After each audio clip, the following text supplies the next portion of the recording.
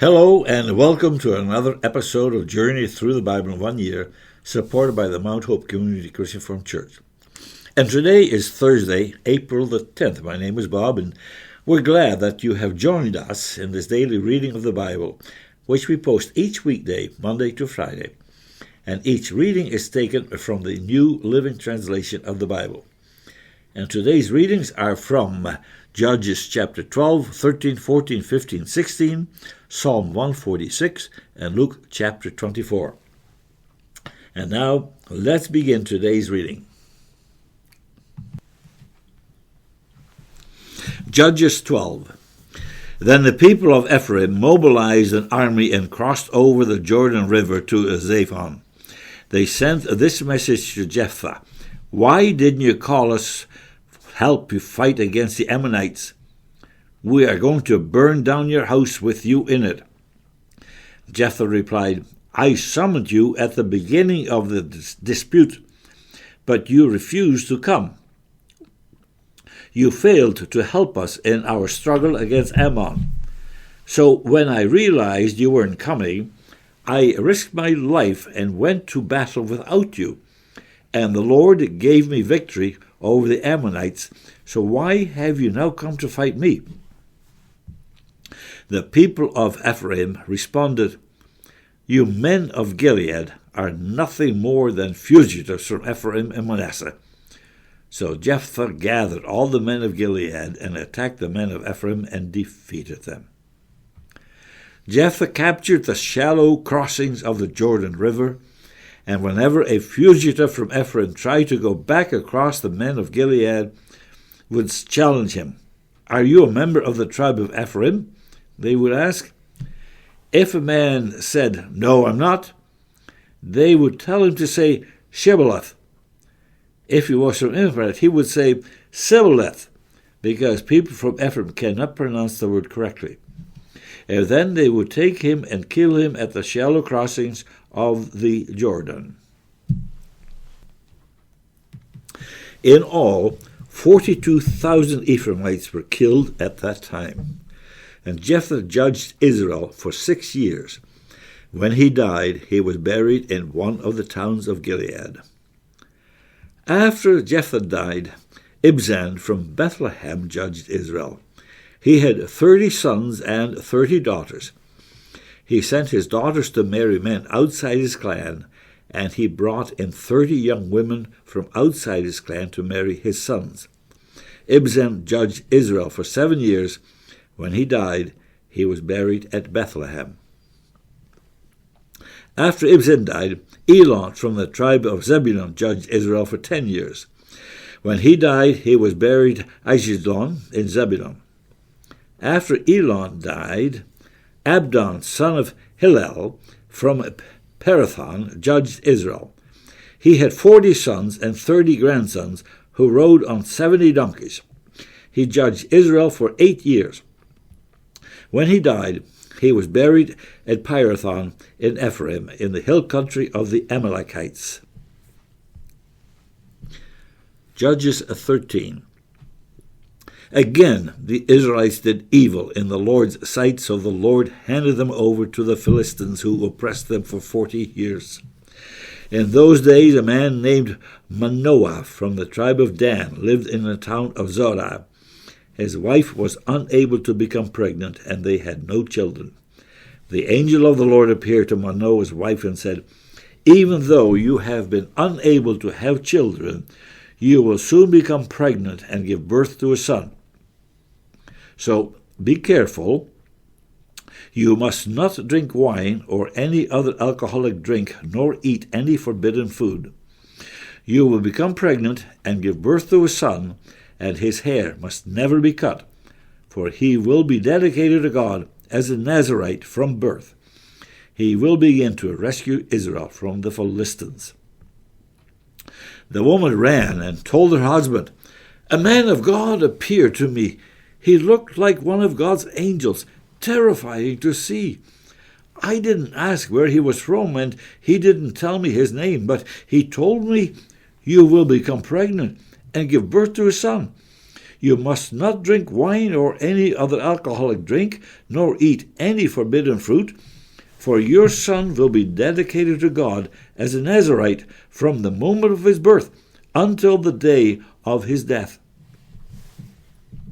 Then Manoah prayed to the Lord, saying, "Lord, please let the man of God come back to us again and give us more instructions about this son who is to be born."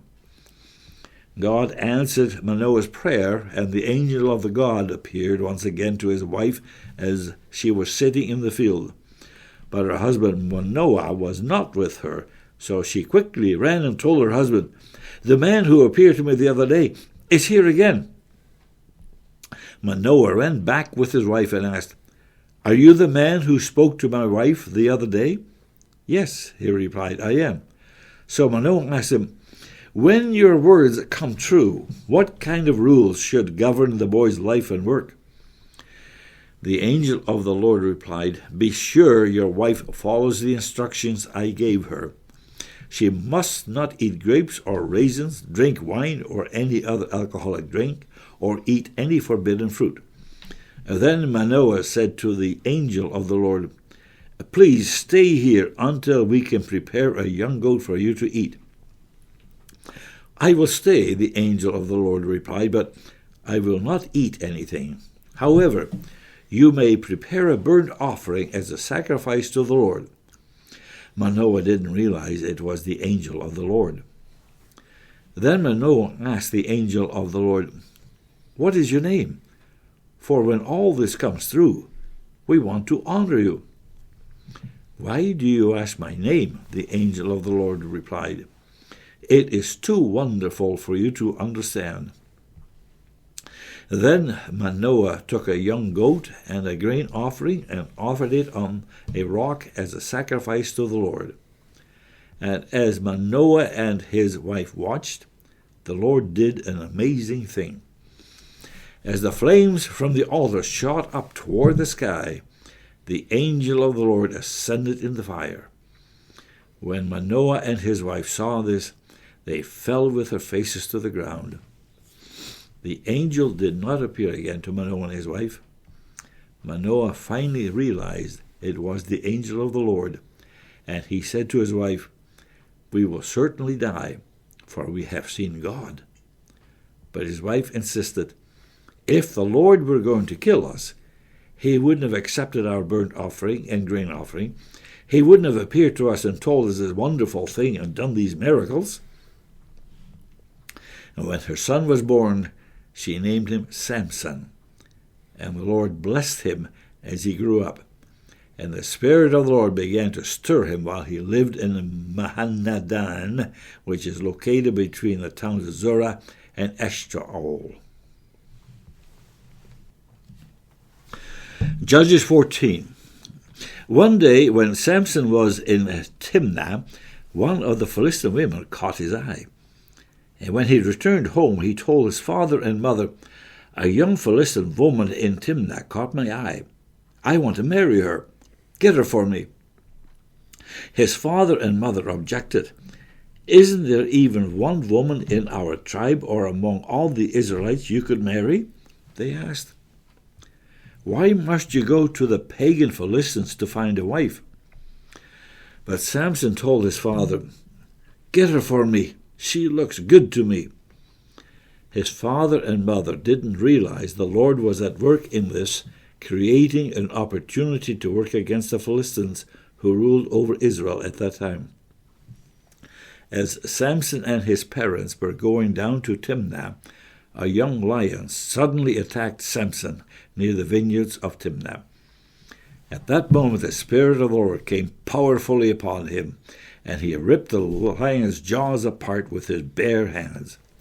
He did it as easily as if it were a young goat. But he didn't tell his father or mother about it. When Samson arrived in Timnah, he talked with the woman and was very pleased with her. Later, when he returned to Timnah for the wedding, he turned off the path to look at the carcass of the lion, and he found that a swarm of bees had made some honey in the carcass. He scooped some of the honey into his hands and ate it along the way. He also gave some to his father and mother, and they ate it. But he didn't tell them he had taken the honey from the carcass of the lion. As his father was making final arrangements for the marriage, Samson threw a party at Timnah, as was the custom for elite young men. When the bride's parents saw him, they selected 30 young men from the town to be his companions. Samson said to them, "Let me tell you a riddle. If you solve my riddle during these 7 days of the celebration, I will give you 30 fine linen robes and 30 sets of festive clothing. But if you can't solve it, then you must give me 30 fine linen robes and 30 sets of festive clothing."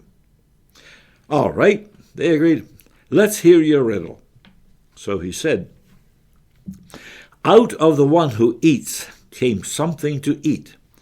Out of the strong came something sweet." 3 days later, they were split, still trying to figure it out. On the 4th day, they said to Samson's wife, "Entice your husband to explain the riddle for us, or we will burn down your father's house with you in it. Did you invite us to this party just to make us poor?" So Samson's wife came to him in tears and said, "You don't love me. You hate me. You have given my people a riddle, but you haven't told me the answer." "I haven't even given the answer to my father or mother," he replied. "Why should I tell you?" So she cried whenever she was with him and kept it up for the rest of the celebration. At last, on the 7th day, he told her the answer because she was tormenting him with her nagging. Then she explained the riddle to the young men. So before sunset of the 7th day, the men of the town came to Samson with their answer. "What is sweeter than honey? What is stronger than a lion?" Samson replied, "If you hadn't plowed with my heifer, you wouldn't have solved my riddle." Then the Spirit of the Lord came powerfully upon him. He went down to the town of Ashkelon, killed 30 men, took their belongings, and gave their clothing to the men who had solved his riddle. But Samson was furious about what had happened, and he went back to home to live with his father and mother. So his wife was given in marriage to the man who had been Samson's best man at the wedding. Judges 15. Later on, during the wheat harvest, Samson took a young goat as a present to his wife. He said, "I am going into my wife's room to sleep with her." But her father wouldn't let him in. "I truly thought you must hate her," her father explained. "So I gave her in marriage to your best man. But look, her younger sister is even more beautiful than she is. Marry her instead." Samson said, "This time I cannot be blamed for everything I am going to do to you Philistines." Then he went out and caught 300 foxes. He tied their tails together in pairs, and he fastened a torch to each pair of tails.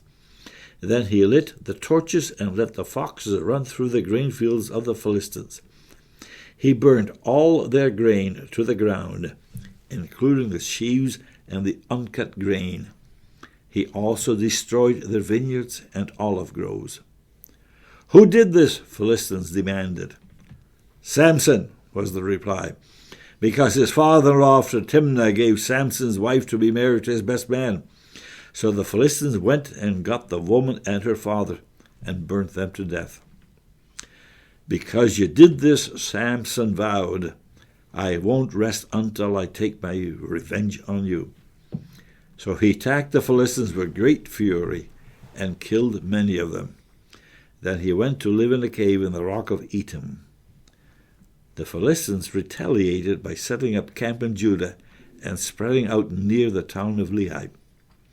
The men of Judah asked the Philistines, "Why are you attacking us?" The Philistines replied, "We've come to capture Samson. We've come to pay him back for what he did to us." So 3,000 men of Judah went down to get Samson at the cave in the rock of Etham. They said to Samson, "Don't you realize the Philistines rule over us? What are you doing to us?" But Samson replied, "I only did to them what they did to me." But the men of Judah told him, "We have come to tie you up and hand you over to the Philistines." "All right," Samson said, "but promise that you won't kill me yourselves." "We will only tie you up and hand you over to the Philistines," they replied. "We won't kill you." So they tied him up with 2 new ropes and brought him up from the rock. As Samson arrived at Lehi, the Philistines came shouting in triumph. But the Spirit of the Lord came powerful upon Samson, and he snapped the ropes on his arms as if they were burnt strands of flax, and they fell from his wrists. Then he found the jawbone of a recently killed donkey. He picked it up and killed 1,000 Philistines with it. Then Samson said, "With the jawbone of a donkey, I've piled them in heaps. With the jawbone of a donkey, I've killed 1,000 men." When he finished his boasting, he threw away the jawbone, and the place was named Jawbone Hill. Samson was now very thirsty, and he cried out to the Lord, "You have accomplished this great victory by the strength of your servant. Must I now die of thirst and fall into the hands of these pagans?" So God caused water to gush out of a hollow in the ground of Lehi, and Samson was revived as he drank. Then he named that place the spring of the one who cried out, and it is still in Lehi to this day. Samson judged Israel for 20 years during the period when the Philistines dominated the land. Judges 16. One day, Samson went to the Philistine town of Gaza and spent the night with a prostitute. Word soon spread that Samson was there. So the men of Gaza gathered together and waited all night at the town gates. They kept quiet during the night, saying to themselves, "And when the light of morning comes, we will kill him." But Samson stayed in bed only until midnight. Then he got up, took hold of the doors of the town gate, including the 2 posts, and lifted them up, bar and all. He put them on his shoulders and carried them all the way to the top of the hill across from Hebron. Some time later, Samson fell in love with a woman named Delilah, who lived in the valley of Sorek.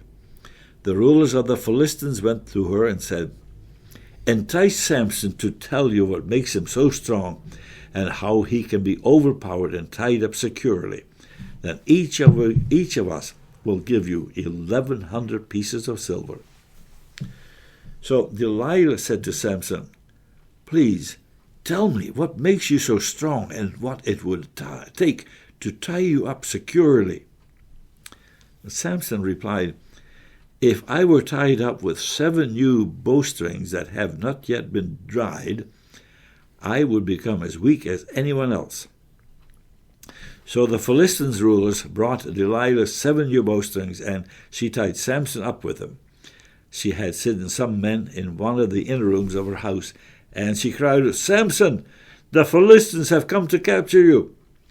But Samson snapped the bowstrings as a piece of string snaps when it is burned by a fire. So the secret of his strength was not discovered. Afterward, Delilah said to him, "You've been making fun of me and telling me lies. Now, please tell me, how can you be tied up securely?" Samson replied, "If I were tied up with brand new ropes that had never been used, I would become as weak as anyone else." So Delilah took new ropes and tied him up with them. The men were hiding in the inner room as before, and again Delilah cried out, "Samson, the Philistines have come to capture you." But again, Samson snapped the ropes from his arms as if they were thread. Then Delilah said, "You've been making fun of me and telling me lies. Now tell me, how can you be tied up securely?" Samson replied, "If you were to weave the 7 braids of my hair into the fabric on your loom and tighten it with the loom shuttle, I would become as weak as anyone else." So while he slept, Delilah wove the 7 braids of his hair into the fabric. And then she tightened it with the loom shuttle. Again she cried out, "Samson, the Philistines have come to capture you." But Samson woke up, pulled back the loom shuttle, and yanked his hair away from the loom and the fabric. Then Delilah pouted, "How can you tell me I love you when you don't share your secrets with me? You've made fun of me 3 times now, and you still haven't told me what makes you so strong." She tormented him with her nagging day after day, until he was sick to death of it. Finally, Samson shared his secret with her. "My hair has never been cut," he confessed, "for I was dedicated to God as a Nazirite from birth. If my head were shaved, my strength would leave me, and I would become as weak as anyone else." Delilah realized he had finally told her the truth. So she sent for the Philistine rulers. "Come back one more time," she said, "for he has finally told me his secret." So the Philistine rulers returned with the money in their hands. Delilah lulled Samson to sleep with his head in her lap, and then she called in a man to shave off the 7 locks of his hair. In this way she began to bring him down, and his strength left him. Then she cried out, "Samson, the Philistines have come to capture you." When he woke up, he thought, "I will do as before and shake myself free." But he didn't realize the Lord had left him. So the Philistines captured him and gouged out his eyes. Then they took him to Gaza, where he was bound with bronze chains and forced to grind grain in the prison. But before long, his hair began to grow back. The Philistine rulers held a great festival, offering sacrifices and praising their god, Dagon. They said, "Our God has given us victory over enemy Samson." When the people saw him, they praised their God, saying, "Our God has delivered our enemy to us. The one who killed so many of us is now in our power."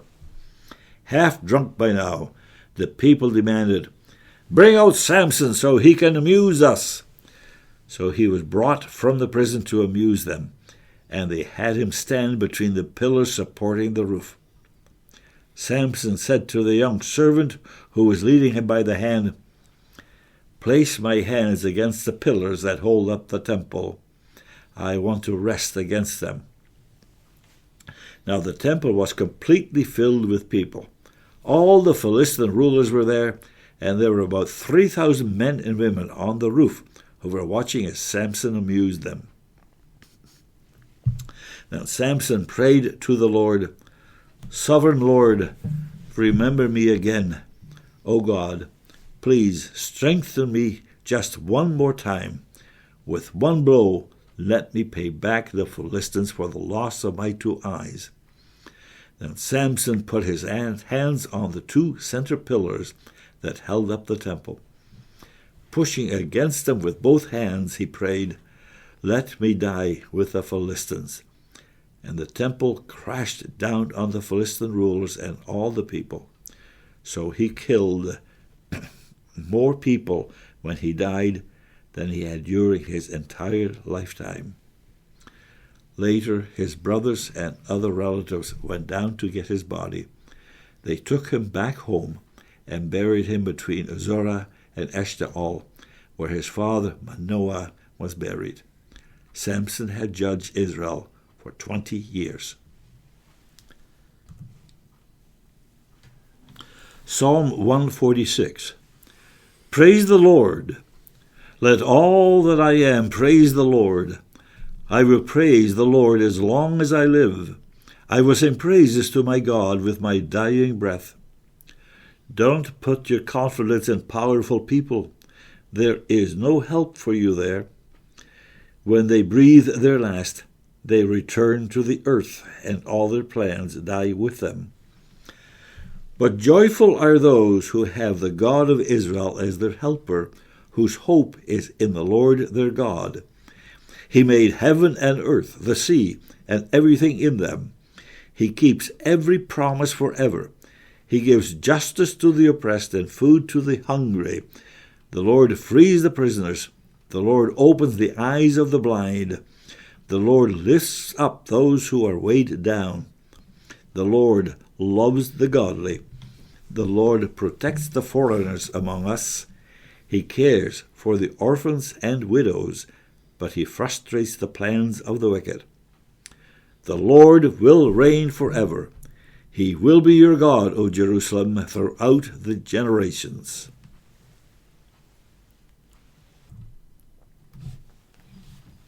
Luke 24. But very early on Sunday morning, the women went to the tomb, taking the spices they had prepared. They found that the stone had been rolled away from the entrance. So they went in, but they didn't find the body of the Lord Jesus. As they stood there puzzled, two men suddenly appeared to them, clothed in dazzling robes. The women were terrified and bowed down their faces to the ground. Then the men asked, "Why are you looking among the dead for someone who is alive? He isn't here. He is risen from the dead.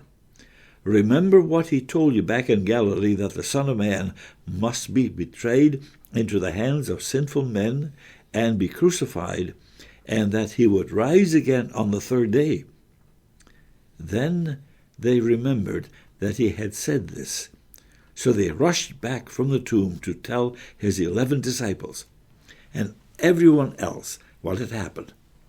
It was Mary Magdalene, Joanna, Mary the mother of James, and several other women who told the apostles what had happened. But the story sounded like nonsense to the men, so they didn't believe it. However, Peter jumped up and ran to the tomb to look. Stooping, he peered in and saw the empty linen wrappings. Then he went home again. What had happened? That same day, 2 of Jesus' followers were walking to the village of Emmaus, 7 miles from Jerusalem. As they walked along, they were talking about everything that had happened. As they talked and discussed these things, Jesus himself suddenly came and began walking with them. But God kept them from recognizing him. He asked them, "What are you discussing so intently as you walk along?" They stopped short, sadness written across their faces. Then one of them, Cleopas, replied, "You must be the only person in Jerusalem who hasn't heard about all the things that have happened there this last few days." "What things?" Jesus asked. "The things that happened to Jesus, the man from Nazareth," they said. "He was a prophet who did powerful miracles, and he was a mighty teacher in the eyes of God and all the people. But our leading priests and other religious leaders handed him over to be condemned to death, and they crucified him. We had hoped he was the Messiah who had come to rescue Israel. And this all happened 3 days ago."